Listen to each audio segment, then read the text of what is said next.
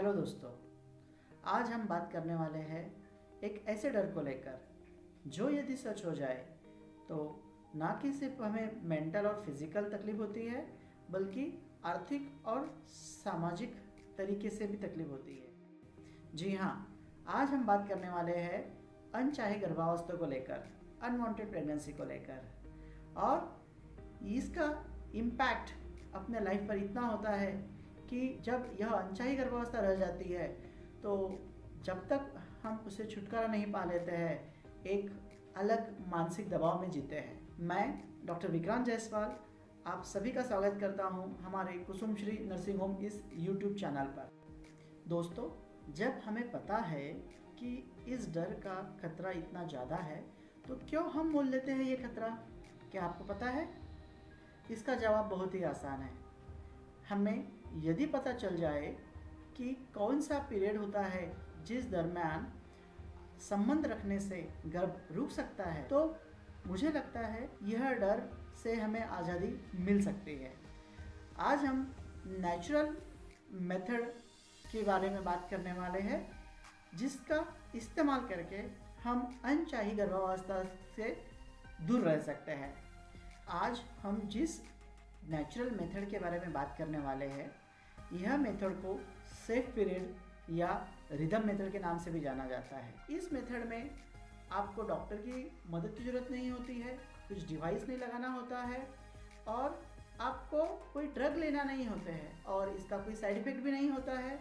तो ये एक बहुत ही अच्छी मेथड है अनचाहे गर्भ से छुटकारा पाने के लिए।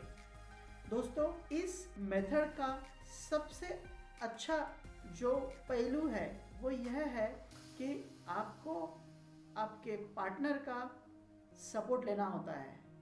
इस मेथड में आप दोनों का सहभाग होने की वजह से आपका लव एंड इंटीमेसी एक अलग लेवल पर जाता है। तो ये बहुत ही अच्छा एक तरीका है अपने रिलेशनशिप को अगले स्तर पे पहुंचाने का। दोस्तों, इस मेथड का इस्तेमाल यदि आप कर रहे हो तो ये जानना आपके लिए बहुत ज़रूरी है कि यह सेफ मेथड या रिदम मेथड जो है यह कुछ लोगों के लिए सूटेबल बिल्कुल नहीं होती है। माहवारी बहुत ज़्यादा इरेगुलर है या प्यूबर्टी में हो, यानी 12 से लेके 16 साल के बीच में हो, या आपकी उम्र 39 साल से लेके 44 साल के बीच में है, या आप बच्चों को दूध पिला रहे हैं, तो आप इस मेथड का इस्तेमाल ना करें क्योंकि इस उम्र की अवस्थाओं में माहवारी बहुत ज़्यादा इरेगुलर होने के वजह से आप रिस्क पीरियड या सेफ पीरियड सही तरीके से कैलकुलेट नहीं कर सकते हैं।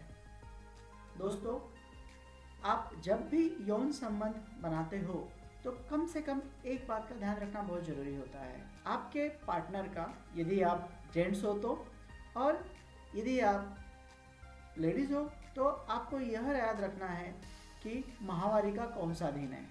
दोस्तों, माहवारी के दरमियान पूरे महीना भर गर्भावस्था रहने के चांसेस एक जैसे नहीं होते हैं। यदि हम माहवारी को 3 हिस्सों में डिवाइड करते हैं, पहले 10 दिन, बीच वाले 10 दिन और आखिरी वाले 10 दिन, तो पहले 10 दिनों में गर्भ रहने का खतरा बहुत कम होता है और वैसे ही सेम आखिरी के 10 दिनों में भी यह गर्भावस्था रहने का खतरा कम होता है। जो 10वें दिन से लेकर 20वें दिन तक खतरा होता है वो सबसे ज़्यादा होता है।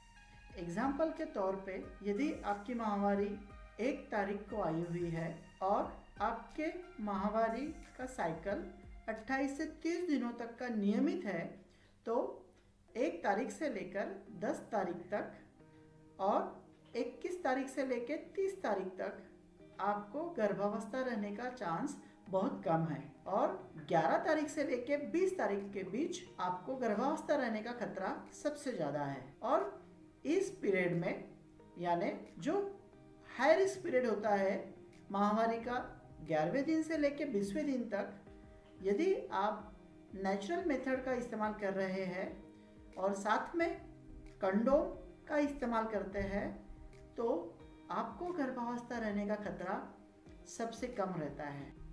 यदि आप इस नेचुरल मेथड के साथ कंडोम का इस्तेमाल करते हैं रिस्क पीरियड में तो यह जो रिदम मेथड है यह एक बहुत ही अच्छी मेथड होती है अनचाहे गर्भ से छुटकारा पाने की। दोस्तों, आज जो जानकारी मैंने आपको दी, यदि आपके जीवन के लिए यह महत्वपूर्ण हो ऐसा आपको लगता है तो आप प्लीज़ इस वीडियो को लाइक कीजिए और जो अपने दोस्त हैं उनके साथ शेयर कीजिए।